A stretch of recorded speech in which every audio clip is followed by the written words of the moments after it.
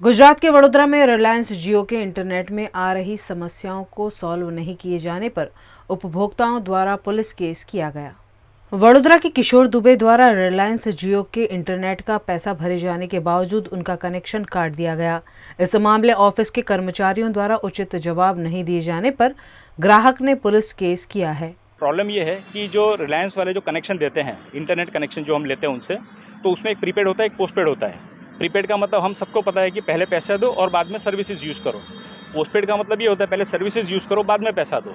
ठीक है, इनके यहाँ प्रीपेड और पोस्टपेड कोई भी कनेक्शन लोगे आपको पहले पैसा देना होता है, जो हमसे इन्होंने बिना बोले चीटिंग करके ले लिया। हमने दे भी दिया, हमको ये लगा कि हाँ प्रीपेड ले रहे हैं तो प्रीपेड का तो पहले ही होता है। बाद में हमको बताते हैं 6 महीने के बाद कनेक्शन डायरेक्ट काट दिया और बोलते हैं आपका तो पोस्टपेड कनेक्शन है।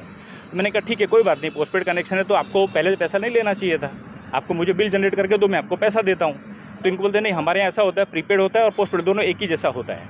तो मैंने कहा फिर नाम अलग अलग नहीं रखना चाहिए। तो इसका मतलब ये हुआ कि भारत में से करोड़ों ग्राहकों के ये लोग पैसे पोस्टपेड के कनेक्शन देकर और 6-6 महीने पहले, 1-1 साल पहले पैसे ले लेते हैं। अब इसका ये लोग अगर ब्याज खाते हैं तो सरकार ने ब्याजखोरों के खिलाफ जो मुहिम चलाई है उसमें रिलायंस कंपनी के जियो को भी खड़ा रखना चाहिए। इनको हमने 6,000 रुपये दिए थे, 5 से 6,000 रुपये दिए थे जो कनेक्शन के, जो हमने इनको सितंबर के महीने में दिए थे।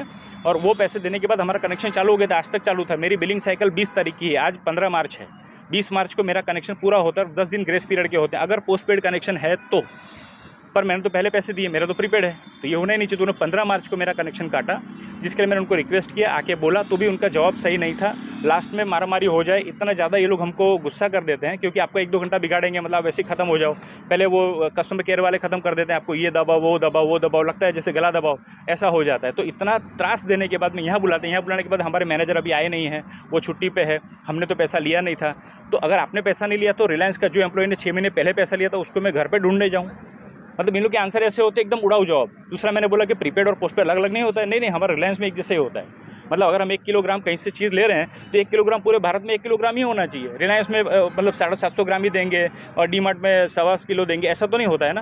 तो इनके धाराधोरण इन्होंने इस तरह से बनाया है जिससे ये लोग प्रीपेड के नाम पे या पोस्टपेड के नाम पे लोगों का पैसा इकट्ठा करें और अपने पैसे से बिना ब्याज दिए ये लोग हमारे पैसे से करोड़ों ग्राहकों के पैसे एडवांस में लेकर उससे कंपनी चला रहे हैं। तो ये चीटिंग नहीं होना चाहिए। हमने इसके लिए पुलिस को बुलाया क्योंकि अंदर जॉब सही नहीं मिल रहा था, अंदर जाने नहीं दे रहे थे। पुलिस को बोला, पुलिस आई है, 2 उनके रिलायंस के 2 मैनेजर को, जियो के 2 मैनेजर को लेकर गई है पुलिस स्टेशन। तो आपका तो पैसे का मुद्दा है ना, तारीख का मुद्दा है, प्रीपेड का है, पोस्टपेड का, आप एक काम करो कंज्यूमर कोर्ट में जाओ। अरे पर यहाँ मारामारी हो जाएगी तब उसका क्या होगा? तो पुलिस को भी ये संज्ञान लेना चाहिए। इस प्रकार से जो भी कंपनी चीटिंग करती हो, प्रीपेड कनेक्शन का नाम पे पोस्टपेड देती हो और पोस्टपेड देने के बाद पहले पैसा लेती हो, इस प्रकार का जो कौभांड पूरे भारत में चल रहा है, उस कौभांड को इनको बाहर लाना चाहिए।